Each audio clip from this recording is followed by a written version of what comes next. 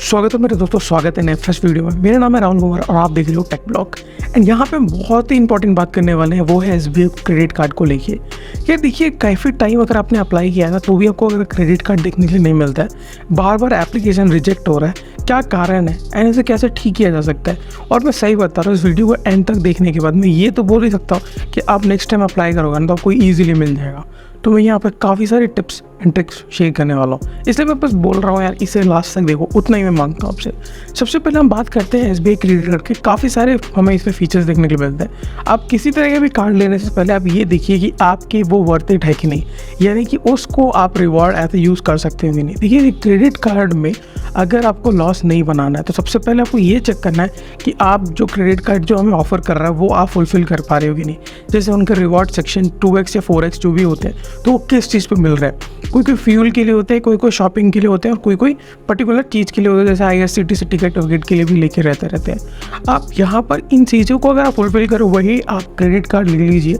क्योंकि यहाँ पे सबसे इंपॉर्टेंट होता है, ये नहीं होता कि बस क्रेडिट कार्ड ले लिया आपने एंड आप यहाँ पे किसी तरीके से बस पैसे निकाल रहे हो। बट यहाँ पे मेन चीज़ होता है, अगर आपको जब तक उसमें कुछ रिवॉर्ड्स ना आए, जब तक आपको उसमें कोई बेनिफिट ना मिले, तब तक उसका कोई मतलब नहीं बनता। अभी देखिए यार, अगर आप क्रेडिट कार्ड ले लियो और बस आप भरते ही जा रहे हो, आपका ड्यू अमाउंट, टोटल अमाउंट जो भी आ रहा है, और आपको कोई फ़र्क नहीं पड़ रहा, उससे आपका GST पड़ रहा है, आपको अलग से इंटरेस्ट पड़ रहा है, कुछ इनकम वहाँ से नहीं जनरेट कर पा रहे, तो वो क्रेडिट कार्ड वाला तो अच्छा ही उसका जी रहा है मस्त। पर ठीक है, SBI का लेने से पहले इतना याद रखना है, आपको जो सूट करता है वो लेना है, ठीक है। अब यहाँ पर सबसे पहला चीज़, ऑनलाइन अप्लाई करना बंद करो। सबसे पहला चीज़, एक परफेक्ट एडवाइस दे रहा हूँ, ऑनलाइन SBI का एप्लीकेशन भरना बंद करो। यहाँ से एक्सेप्ट होना बहुत ही रेयर केसेस होता है, और वो भी किसका एक्सेप्ट होता है, जिसके पास एक रेप्यूटेड कंपनी में जॉब होता है। उन लोगों के ये एप्लीकेशन एक्सेप्टेड होते हैं, प्लस सिबिल स्कोर उनके काफ़ी अच्छे होते हैं, तब जाके वो एप्लीकेशन ऑनलाइन एक्सेप्ट होता है। तो सबसे पहला चीज़, SBI के वेबसाइट से जाके आप भरना बंद करो, या ये अलाउड नहीं है तो कहाँ से लेंगे यार एप्लीकेशन। देखिए, आपके जो भी होम ब्रांच है या किसी भी SBI के ब्रांच में जाओ ना, एक क्रेडिट कार्ड देने वाला रहता ही रहता है, वो उसका भी एक टारगेट होता है। तो आप वहाँ से लोगे तो वही देखो, एक तीर से दो निशान होंगे। एक तो उसका टारगेट पूरा होगा ईजिली, यानी देखिए यार, वो भी तो वही करने आया हुआ है ना, तो उसका एक टारगेट पूरा हो सकता है। एंड प्लस आपके एप्लीकेशन एक्सेप्ट होने के यहाँ पे चांसेस बहुत ज़्यादा होते हैं एक ऑनलाइन एप्लीकेशंस के बनने से पहले, तो ये याद रखना है। प्लस हमेशा कोई भी पुराने, अगर समझ लीजिए आपने एक एप्लीकेशन भरा है SBI का, ऑनलाइन भरा है समझ लीजिए, या ऑफलाइन भी भरा है, और वो रिजेक्ट हो जाता है, बट मेरा मानना है एटलीस्ट 4 से 5 महीने रुको, यानी 4 से 5 महीने रुकने के बाद फिर से री एप्लीकेशन डालना। यानी कि ऐसा नहीं है कि भाई चलो रिजेक्ट हो गया अगले दिन ही डाल देते, नहीं, ऐसा नहीं करना। कम से कम 4 से 5 महीने। अब क्यों, इसका भी कारण मैं आपको बताता हूँ कि जब एक एप्लीकेशन आप बेचते हो तो 2 से 3 दिन के बाद SBI के जो कस्टमर सर्विसेज होते हैं वो आपके सिविल स्कोर पे डाका मारते हैं। अब डाका का मतलब होता है कि वो चेक करते हैं कि आप पे कितने एक्टिव लोन है, आपके पास कितने सारे जो भी है डेट है, कितना हमने अपना अमाउंट ड्यू किया है, कितना आपने डिफ़ॉल्ट पेमेंट किया है, तो ये सारा चेक होता है। तो इस सब में क्या होता है ना, यहाँ पे भी लो इम्पैक्ट होता रहता है। अब देखिए, एक ही कंपनी है, बार बार वो आपके सिविल स्कोर को घुसेड़ेगी तो आपको सिविल स्कोर इफेक्ट नहीं होगा। तो इसी तरीके से क्या है ना, 6 से महीना बोला जाता है, बट मेरा मानना है 4 से 5 महीने के बाद अप्लाई करो, परफेक्ट अप्लाई करो, ऑफलाइन जाके करो। अब यहाँ पे सबसे इंपॉर्टेंट अभी हम बात करते हैं, जो काफ़ी लोगों ने आज तक शेयर नहीं किया, रिजेक्ट होने के रीजंस। अब देखिए, रिजेक्ट होने के रीजन सब बोलते हैं सिविल स्कोर होगा या कुछ होगा, नहीं, मैं आपको बताता हूँ सबसे इंपॉर्टेंट चीज़ है। अब सबसे पहला मेरी नज़र में ये है कि आपका जो फ़ोन नंबर है और आधार कार्ड है वो तो एक ही होना चाहिए, यानी आधार कार्ड से आपका eKYC होना चाहिए, पहला चीज़। प्लस आधार कार्ड में जो नाम है और आपके पैन कार्ड में जो नाम है वो भी सेम होना चाहिए। तीसरी चीज़, आपका सेम एड्रेस होना चाहिए आपके पैन कार्ड में, आपके आधार कार्ड में, और आपने जहाँ पे अप्लाई किया वहाँ पे भी, यानी तीनों में सेम एड्रेस होना चाहिए।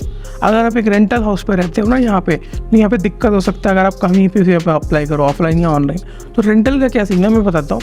आपका आधार पैन कार्ड तो सही फिक्स होगा ना, एक एड्रेस फिक्स होगा, वही एड्रेस यूज़ करो क्रेडिट कार्ड के लिए भी। अगर आप वहाँ आसपास जाके क्रेडिट कार्ड को ले सकते हो। देखिए, एक चीज़ याद रखना है, बस अप्लाई करना है, कोई रहेगा, बस एक बार अगर आपने ले लिया ना तो फिर कोई यहाँ पे मेल वेल नहीं आने वाला आपको। तो एक चीज़ याद रखना, तीनों एड्रेस सेम होनी चाहिए। कभी कभी ये रीजंस होते हैं रिजेक्शन के, सीरियसली बता रहा हूँ मैं आपको, ठीक है। फ़ोन नंबर, नाम इंपॉर्टेंट होता है। नाम अगर किसी का क्या हो गया ना, समझ ली मेरा नाम राहुल कुमार है, तो आधार कार्ड में राहुल कुमार और पैन कार्ड में कुमार राहुल हो गया। अब भाई देखिए हो जाता है, गलती है, मानते हैं। तो यहाँ पे ये भी रिजेक्शन का रीजंस होते हैं, ठीक है। फ़ोटो वोटो भी सेम हम नहीं रखा तो थोड़ा तो आइडेंटिकल विजन होना चाहिए। अब इतने सारी ये तो हो गया तुम्हारे पर्सनल इन्फॉर्मेशन, यानी अगर आपके रिजेक्शन पर्सनल इन्फॉर्मेशन, देखिए मेन चीज़ है कि एसबीआई रिजेक्ट करता है ना तो बताता नहीं, तो ये पर्सनल इन्फॉर्मेशन पहले तगड़ा रखो तो एक्सेप्ट होना ही होना है, ठीक है। ये सारी चीज़ें हुए हैं और मैं सब देख चुका हूँ एक्सपीरियंस का, तो ही मैं आपके सामने शेयर कर रहा हूँ, क्योंकि मैंने ऑलमोस्ट 4 से 5 लोग मेरे घर में नहीं हुए, क्रेडिट कार्ड मेरे ही भाई हैं, तो ये चीज़ होना बहुत ज़रूरी है। अब सेकेंड आता है आपका ऑक्यूपेशन, यानी कि इनकम ऑफ सोर्सेज। अब यहाँ पे भी लोग काफ़ी सारी गलतियाँ करते हैं, जैसे कि फॉर एग्जांपल अगर आप एक सैलरीड आदमी हो तो फिर को टेंशन लेने की ज़रूरत है नहीं, कंपनी अपना नाम डाल दो। अगर ऑफलाइन अप्लाई कर रहे हो यानी किसी एजेंट को अप्लाई कर रहे हो, या आप एक बैंक में जाके कर रहे हो, या आप ऑनलाइन एप्लीकेशन भर रहे हो, उससे कोई मतलब नहीं होता है। सीधी बात है, आपका जो भी कंपनी का नाम है वो आप एंटर करोगे, आपका अपना जितना सैलरी आता है वो एंटर करोगे। बट प्रॉब्लम वहाँ पे ये आता है, जो एक सेल्फ एम्प्लॉयड होता है, तो सेल्फ एम्प्लॉयड में ये सीन होता है कि भाई वो कमा रहा है, घर में कमा रहा है, ठीक है, बट वो कहीं शो नहीं कर पा रहा, उसके पास प्रूफ नहीं है। तो देखो वहाँ पर सेल्फ एम्प्लॉयड करके ऑप्शन देखने के लिए मिलता है आपको, और आज के टाइम पे काफ़ी सारे कंसल्टेंट करके भी ऑप्शन देखने के लिए मिल जाते हैं। आप उनको बोल सकते हो कि मैं एक सेल्फ एम्प्लॉयड बंदा हूँ और मेरे को ये करने से इतना पैसा मुझे मिल रहा है, आप इतना बता दीजिए। आप किसी तरीके पे डेजिग्नेशन से हो, आप एक फ्रीलांसर हो, नो प्रॉब्लम। अब आप अगर एक पेंट करने वाले इंसान हो, नो प्रॉब्लम। टाइल्स लगाने वाले आदमी हो, नो प्रॉब्लम।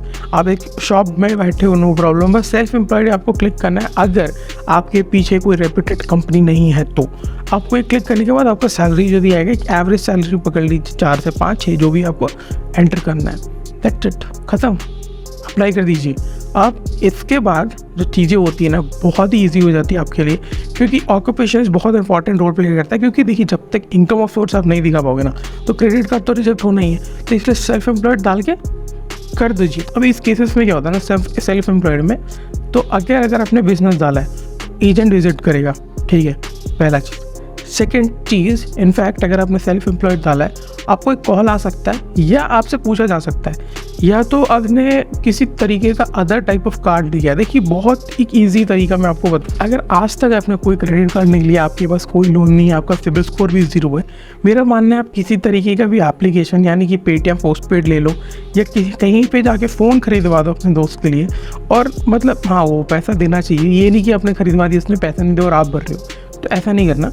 आपको पहले देखना है कि आप कहीं ना कहीं स्टार्ट कर सकते हो ही नहीं। तो सबसे बेस्ट तरीका जो होता है ना अपना ईएमआई शुरू करने का या अपना सिबिल स्कोर करने का, वो है आप फ़ोन ले लो 15, 16, 17 हज़ार का, क्योंकि ये बहुत जल्दी अप्रूव होता है। बजाज फाइनेंस का कार्ड तो मतलब लिटरली अगर आप एक सेल्फ एम्प्लॉयड बंदे हो, आपका सैलरी 10,000 5,000 भी ना, आपको ईजीली आपको मिल जाता है आपको बजाज फाइनेंस का कार्ड। बट हाँ, ऑनलाइन नहीं अप्लाई करना, सेंटर में जाके लो, ठीक है। तो इतना याद रखो, आप अगर जीरो सिविल स्कोर है, आपका सिविल स्कोर दिखता ही नहीं है, तो यहाँ तो शुरू करना ही पड़ेगा। सिविल स्कोर चेक किया जा सकता है, ऑनलाइन प्लेटफॉर्म्स आपको देखने मिलते हैं। इनफैक्ट पेटीएम आपको इजीली देता है, आपका बैंक जिस बैंक में आपका अकाउंट है वो भी आपको इजीली शो करता है उनके ऐप में, ठीक है। तो करके देखो एक बार। और एसबीआई का यार मतलब मैं बोला ना, ये सारे रीजंस होते हैं, ज़्यादातर रीजन पर्सनल इन्फॉर्मेशन ही होते हैं रिजेक्शन के। एंड उसके बाद आता है आपका ऑक्यूपेशन, अगर आपने सेट कर लिया पेरेंट से मैटर खत्म।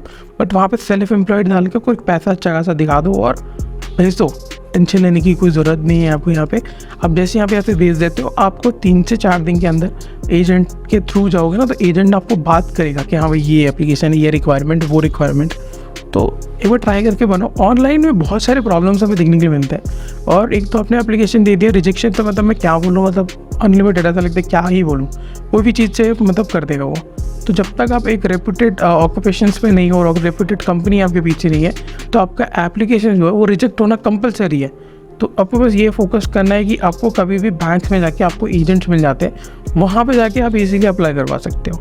तो कोई भी एंगल से आपको ये वीडियो पसंद आता है, आपको पता है क्या करना है, चैनल को सब्सक्राइब कर दीजिए, वीडियो को लाइक कर दीजिए। मिलते हैं ऐसे नए फ्रेश एपिसोड में, तब तक के लिए।